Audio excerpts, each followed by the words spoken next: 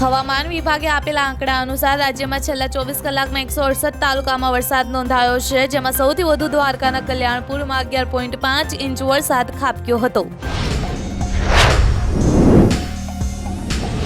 ગુજરાતમાં નશાની હાલતમાં વાહન ચલાવતા પકડાશો તો જપ્ત થયેલા વાહનોની હવે તત્કાળ હરાજી થશે. તેમાં નશાબંધી અધિનિયમ 1949માં વટહુકમથી સુધારો અમલમાં આવશે.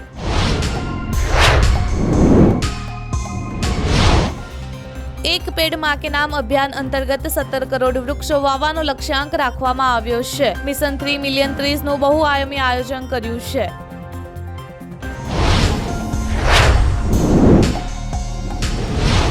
કર્ણાટક સ્ટેટ આઈટીઈએસ કે આઈટીયુએ સિદ્ધારમૈયાની આગેવાની હેઠળની સરકારને આઈટીઈએસ ક્ષેત્રના કર્મચારીઓ માટે કામના કલાકો વધારવાની કથિત યોજના પર પુનઃ વિચાર કરવા વિનંતી કરી છે.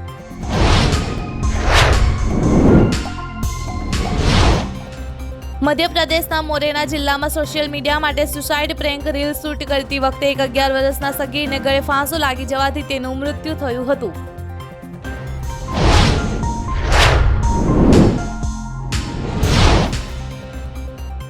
આજનું બજેટ એક વિકસિત ભવિષ્યનો પાયો નાખી શકે છે, જે 2047 સુધીમાં ભારતને વિકસિત રાષ્ટ્ર બનાવવાનો રોડમેપ આપશે.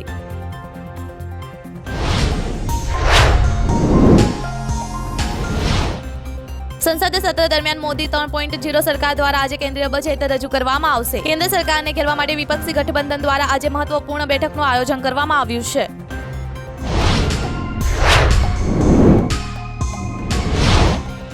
પાકિસ્તાની ગાયક રાહત ફતેહ અલી ખાનની પોલીસે દુબઈ એરપોર્ટ પરથી ધરપકડ કરી છે. તેના પૂર્વ મેનેજર સલમાન અહેમદે તેની સામે કેસ દાખલ કર્યો છે.